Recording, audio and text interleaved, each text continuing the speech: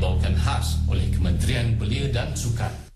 Terima kasih sekali lagi. Selamat datang saya ucapkan ke rancangan B Sport, rancangan bual bicara khusus untuk generasi belia baru Malaysia. Okey, topik kita pada hari ini, kebebasan bersuara, satu demokrasi atau hipokrasi.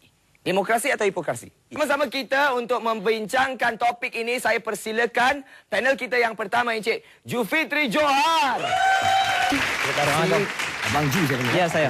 Ya. Macam mana pendapat anda, hipokrasi atau demokrasi? Saya lebih kepada demokrasi. Pro lah kepada pro kepada demokrasi. Kita, ya, betul. Sudah bersedia untuk berdebat? Memang sudah bersedia lama. Sila ke spot anda.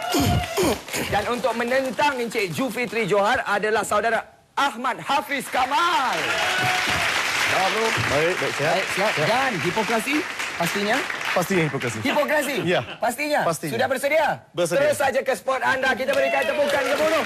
Tujuan kita sekali lagi untuk cuba merungkai persoalan yang ada, iaitu kebebasan bersuara, demokrasi atau hipokrasi. Demokrasi berasal daripada perkataan Greek demos yang bermaksud rakyat dan juga kratos yang bermaksud pemerintah. Dan semestinya kita negara Malaysia adalah sebuah negara demokrasi yang juga diberikan kebebasan bersuara. Ya. Tetapi daripada kebebasan suara itu sendiri, pemahaman Encik Ju sendiri, apa itu bebas bersuara?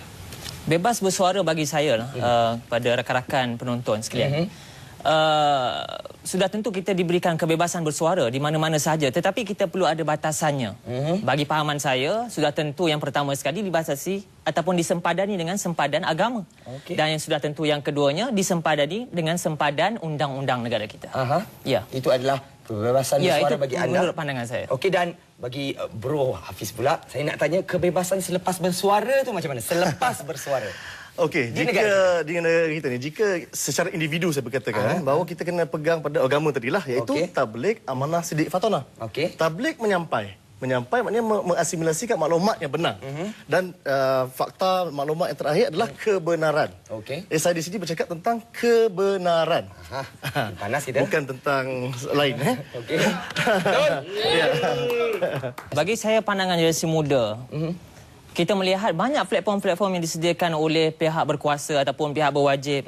Kalau kita dalam konteks belia, kita ada Majlis Perundingan Belia. Bukan saja di peringkat kebangsaan, di peringkat negeri, di peringkat daerah. Dan saya sendiri secara realitinya memang saya melalui proses ini dan saya terlibat secara langsung. Jadi sudah tentu buktinya sudah ada. Kita boleh bersuara dan juga boleh berdialog. Bukan kita menentang, tetapi kita berdialog secara baik, saya yakin. Kalau kita berdialog, kita minta dengan adab sopan yang baik, tidak akan ada yang akan menolaknya. InsyaAllah macam tu. Setuju dengan pandangan itu. Secara teorinya betul. Tetapi pelaksanaannya bila tapi kita saya bercakap... rasa secara praktikalnya. Sebab Sebab saya melalui secara praktikal. Anda pengalaman tadi secara praktikal? Secara praktikal. Bagi saya pula, ia adalah satu bentuk sloganeering. Sebab kebebasan sebenar mutlak memang tidak dapat dicapai oleh mana-mana tamadun pun. Cuma hanya bentuk retorik dan semantik. Dua benda ni. Jadi kita kena faham mana satu pelaksanaan dan mana satu teori. Jika kita bercakap tentang kebenaran, maka perlu ada medium dan niat. Jadi niat itu yang menghalang. Jadi mutlak yang macam mana? Kalau kita dibatasi dengan agama dan undang-undang. Saya cuma kata mutlak, kebenaran mutlak itu memang ada. Tapi kebebasan bersuara secara mutlak tidak ada. Jadi faham betul Cik Ju? Jadi apa buktinya? Secara lebih terperinci. Secara macam-macam, kita kata progresif dalam sains dan teknologi, kita memerlukan satu bentuk progres. Daripada progres itu kebenaran, berlakunya satu polemik ilmu bertemu sekali. Itu dalam pencarian kebenaran. Jadi bila kita kata kebenaran mutlak, di kala ini kita tidak sampai lagi planet Mars. Nampaknya saudara berfalsafah. Masih lagi teori, bukannya level dia. Maknanya bukan hanya teori saja. Saya akan sentuh pada praktikal nanti. Sabar. Okey, kita berfalsafah pula pada hari ini di B-Sport. Tak apa, bukan untuk orang. Tapi kalau kita tengok daripada penulisan, sekarang ada blogging kita daripada zaman IT. Bloggers sendiri memberikan itu buktinya. Apa komen-komen yang mereka suka, hentam ke, nak kritik ke, semua dikeluarkan kat situ. Bukankah itu kita berikan mereka satu kebebasan juga? Dalam demokrasi, proses demokrasi, kedua-dua pihak perlu matang. Kita kena menilai mana satu seni dan mana satu fakta. Dalam politik, seninya lain dan faktanya lain. Dan dalam seni kita kena melihat seperti lagu-lagu negaraku ke lagu-lagu apa yang ini pendapat saya lah. Maknanya benda itu perlu ada satu wacana daripada kita sendiri untuk menilai bahan itu adalah bahan ilmiah dan atau bahan hedonistik. Setuju dengan pendapat itu? Ya, saya rasa memang itulah buktinya kebebasan. Dan sudah tentu kalau tidak bebas, sudah tentu Suruhanjaya Komunikasi akan sekat. Ada beberapa laman web yang melanggar batasan agama. Contohnya, kita lihat sebelum ni rakansiswa.com, kita lihat sudah dihalang kerana melanggari batasan undang-undang dan agama. Jadi kalau tidak melanggar undang-undang dan agama, apa salahnya? Batasan di sini kita kena melihat daripada sudut siapa pemerintah atau tidak pemerintah lah. Jadi dari sudut batasan yang seperti Saudara Ju sebutkan tadi, batasan itu dinilai daripada media perdana. Mungkin. Jadi kita mahukan mungkin ataupun tidak yakin dengan mungkin bukannya. Saudara kata yakin ataupun mungkin? Saya memang yakin. Jadi gunakan istilah yang betul. Cuma pada perkataannya begitu. Begitu, ya.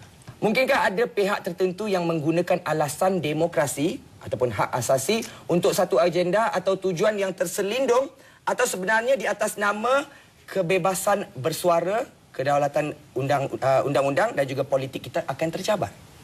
Macam mana pula tu? Ya, saya yakin bahawa ada orang yang menggunakan kononnya lah atas kebebasan bersuara, atas kebebasan kedaulatan undang-undang menyebabkan mereka ingin mencabar status quo ataupun ada beberapa isu yang boleh menimbulkan ketegangan kaum, ketegangan agama. Sudah tentu yang saya sekali lagi secara praktikalnya merasakan bahawa kalau kita niat kita ada di sebaliknya, saya yakin sudah tentu ia akan mendatangkan kepada orang muda kata huru-hara.